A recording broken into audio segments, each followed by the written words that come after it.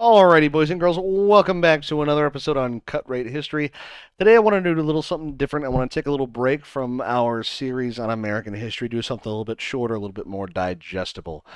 Um, Came up in a conversation I was having the other day. What is caliber? What does that actually mean? What do those numbers mean? Um, so we're going to get into it today.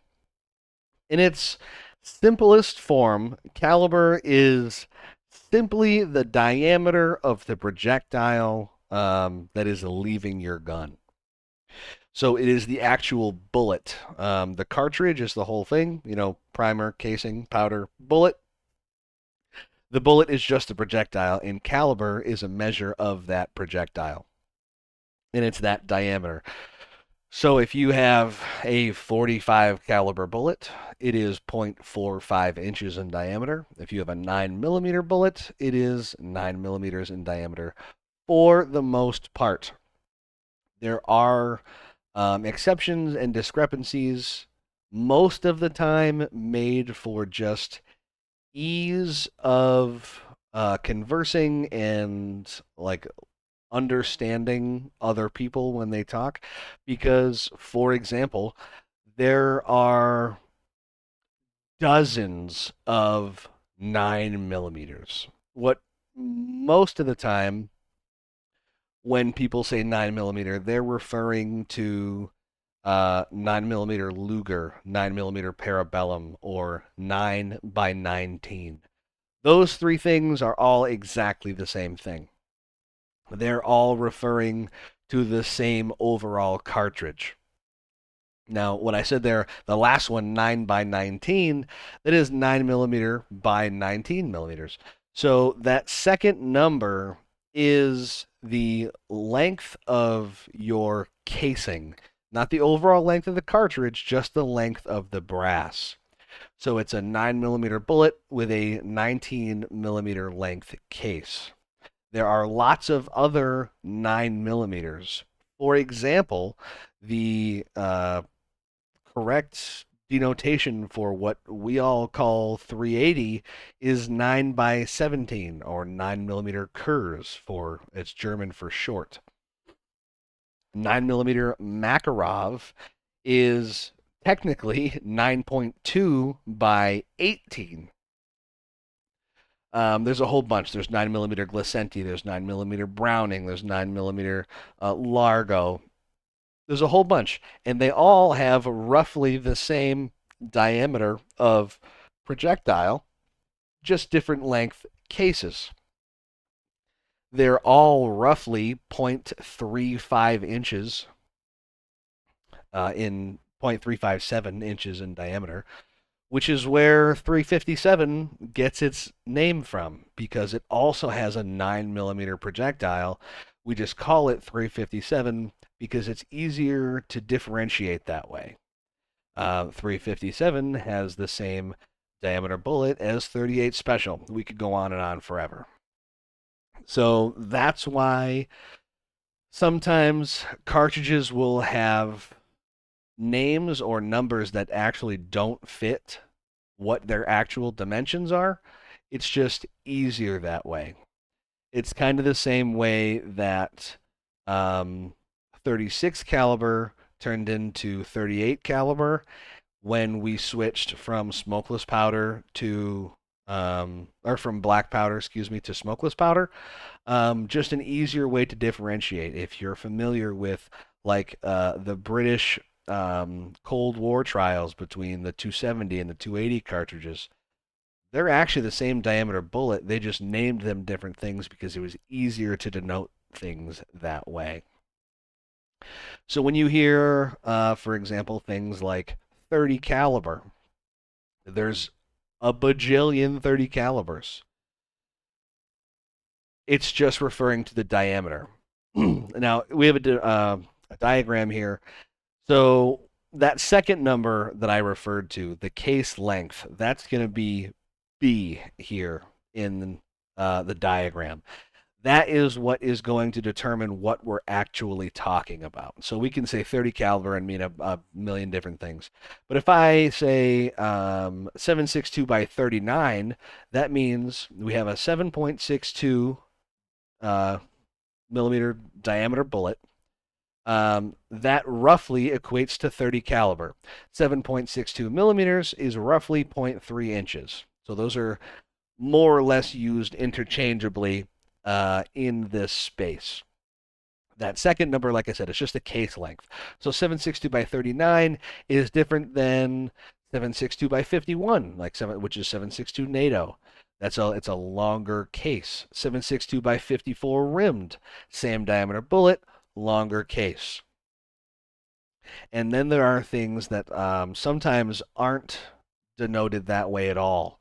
So like 30-06. 30-06 is a 30 caliber bullet. That .6, that 06 at the end, is kind of a leftover antiquated way of denoting U.S. military adopted cartridges. We don't really use it anymore, and 30-06 is really the only one that is still used that people really still know about. It's still like around today. And it denotes that it was adopted in 1906. Previously, it was 30-03 when it was a rounded bullet. When it got changed to a Spitzer bullet in 1906, it was renamed to 30-06. In metric, 30-06 is 7.62 by 63 because it has a 63 millimeter long case. So that's really how everything in and of itself is differentiated. There's a couple of other weird ways some things are measured. Um, for example, you can think of like gauges in terms of shotguns: 12 gauge, 20 gauge, 16 gauge. What does that mean? Where does that come from? That comes from the term bore, which is much more commonly used in Europe when somebody sells like a 12 bore shotgun. Um, it's the same thing as it's the same dimension, same diameter as 12 gauge. And this comes from if you were to have a pound of lead and you were to split it into 12 evenly sized spheres, they would be 12 gauge. They are that diameter, the diameter that 12 gauge is, which I don't remember off the top of my head, excuse me. You would get 12 spheres of that size if you were to evenly split up a pound of lead. You would get 20 spheres of that diameter for 20 gauge, and so on and so forth. The other one comes from another of the black powder days, so things like 45-70.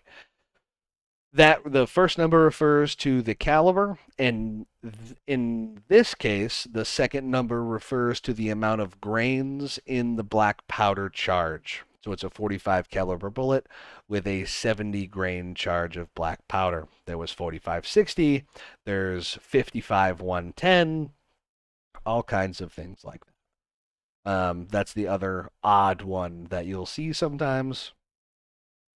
And the last one, the weirdest one that people don't really know about, unless you're a real nerd like me, is the transition from when we are talking about caliber as small arms, and then when we upgrade to caliber as artillery or cannons. So there's sort of this artificial cutoff between the two at roughly 20 millimeter. So you'll see a lot of 20 millimeter anti-tank cannons. For ballistic Kentucky Ballistics, excuse me, has a couple of great videos on several different 20 millimeter anti-tank guns, and those have 20 millimeter in diameter projectiles. Once you get bigger than that, it is largely accepted that you are in the realm of artillery.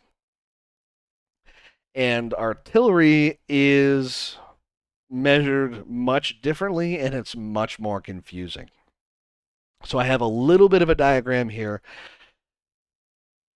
Your artillery is measured as a combination of the length of the barrel as well as the diameter of the projectile. And it is denoted in how many diameters of your projectile make up the length of your barrel. So, for example, here, this is the diameter of the barrel is sort of irrelevant in this picture. What we have here is X diameter barrel, and we have 18 of those diameters make up the length of the barrel. So this would be an 18 caliber cannon. Um, it gets much deeper than that. There's much more commonly known ones as that. I just figured we should throw that in if we were talking about caliber as a whole. Um, but that's kind of it. I just wanted to give this quick rundown. It can get really muddy really fast. And like I said, I was just having a conversation with some people the other day, and I thought this would be a fun, quick, easily digestible video for the channel. If you have any questions, let me know in the comments. And I appreciate you coming out. We'll catch you in the next one when we continue our series on American history. Uh, See you later.